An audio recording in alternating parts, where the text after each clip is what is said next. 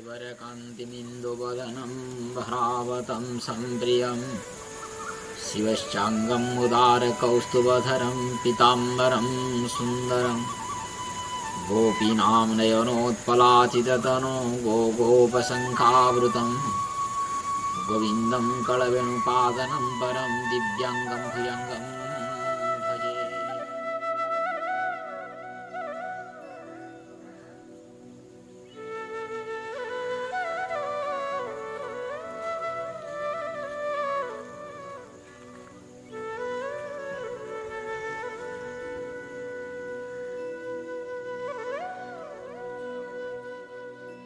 Friends, I am Jitu Mishra, a co-founder of Sarna Education and Cultural Services, Bhubaneswar. A very good morning here in Bhubaneswar. Friends, all of you know about Odisha is a cradle of Hinduism. Here you find numerous temples in the entire length and breadth of the state from the medieval times. Bhubaneswar, where I am standing today, is considered as the temple city of India, mainly because of its numerous temples starting from 6th century CE to 12th-13th century CE, all built in the Kalinga school of temple architecture.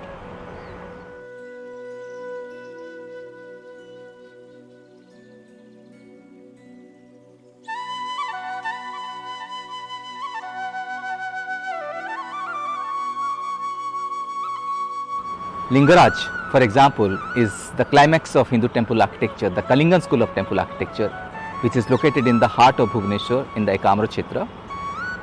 Is not only in Odisha, is in the entire subcontinent, one of the most elegant, beautiful and engineering marvels among all Hindu temples of the subcontinent, Indian subcontinent.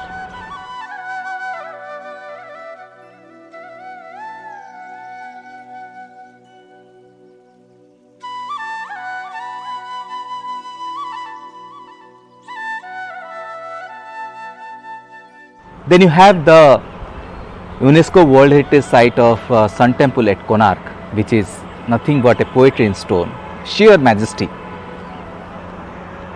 But today I am going to take you not Bhubaneswar or the Sun Temple at Konark. There are several sites in Odisha where you have different experiments happening with relation to temple architecture.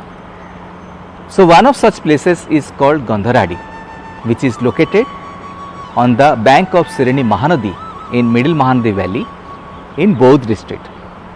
So Gandharadi is a small village on the plains surrounded by Mahanadi river and the agricultural fields. Not very far from Gandharadi you have the Satkosia Gorge, then the hills, the majestic hills of the eastern ghat of Kandamal forest. Then of course to the south, to the north of Gandharadi you have Sonpur, which was again a major historical region where you have numerous Hindu temples. It is Sonpur, located on the confluence of three rivers, is also known as the second Varanasi and also the second Prayag or the Allahabad.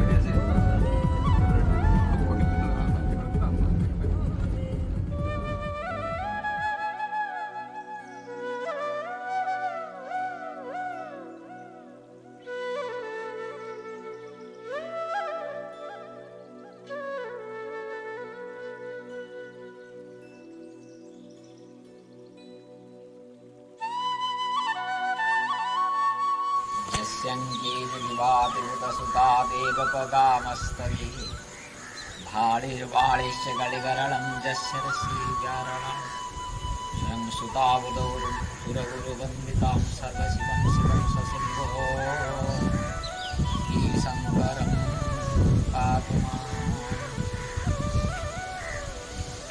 So here at Gandharadi, which was ruled under the Bhanjas in the 8th century CE, was known as Khinjali Mandal. It was a province in the central part of Odisha on the bank of river Mahanadi. There is yet another village close to Gandharadi called Jagatipur, which was probably the capital of the Bhanjas. So in this small village called Gandharadi, why it is famous is that there are two identical temples, one belonging to the Shaiva cult, the other belonging to the Vishnu cult. Both stand on a single platform, stone platform, on a Jagati, and they look almost identical.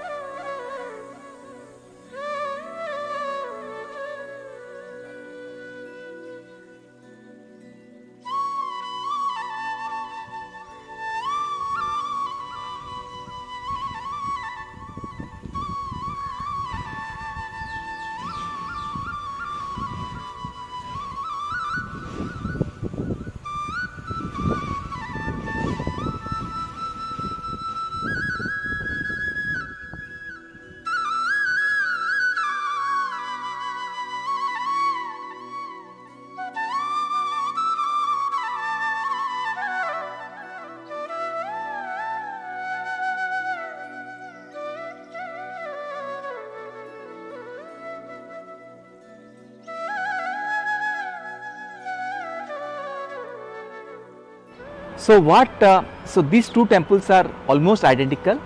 So how do you differentiate these two temples belonging to two different sects? In the Vishnu temple, which is dedicated to Lord Nilamadava, at the pinnacle of the temple you find a chakra, a Sudarshan chakra of stone. That is how this temple can be identified as the Vishnu temple. And the Shiva temple, which is known as Siddheshwar temple, at the pinnacle you find a Shiva Linga. So this is how these two temples can be identified as Vishnu as well as Shiva temples.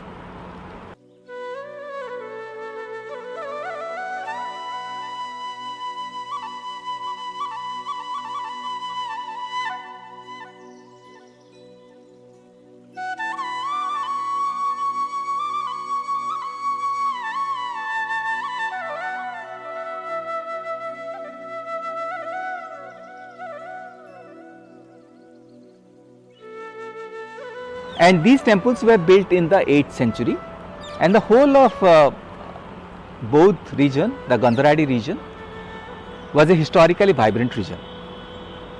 Here you find numerous temples, the whole of middle Mahanadi valley actually.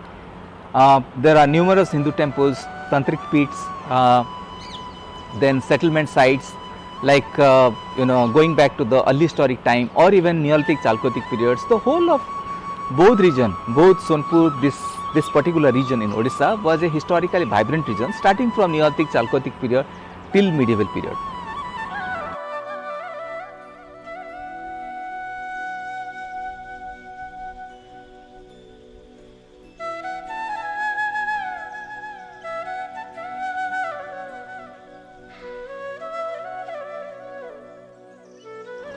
So these two temples, Siddheshwar and Nilamadava, which is also called as Gandharadi temples, are protected by Archaeological Survey of India. So what makes them unique apart from their twin characters is that they were built at the time when the Kalinga school of temple architecture was just evolving. So this is the formative phase. So the Somavansis which were ruling in this part of Odisha, they had actually come from Chhattisgarh, the present day Chhattisgarh, Then they came to Sonpur, and from Sonpur they shifted to Bhubaneswar. And they were responsible for the construction of a large number of Hindu temples in Bhubaneswar. So they also brought in ideas from Central India, because you know about the Gupta period in the whole of Central India, including Chhattisgarh, where you have the Sirpur. The whole of Central India was a major hub of temple construction from the Gupta periods.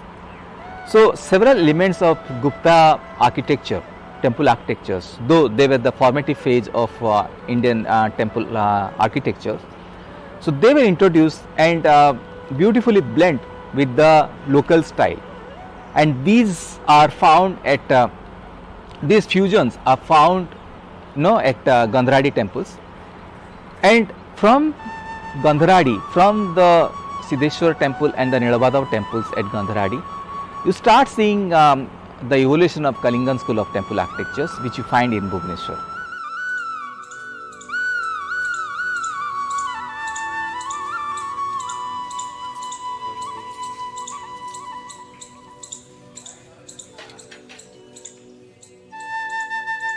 So this is the formative phase where there are experiments happening, bringing various ideas that had evolved in different parts of India, especially in Central India and North India, and how they were merging into the regional styles. So this is what makes Gandharadi temples very, very unique in Odisha. However, unfortunately, from the tourism perspective, these twin temples have never been highlighted. So perhaps we are the first time bringing the temples of Gandharadi from a tourism perspective.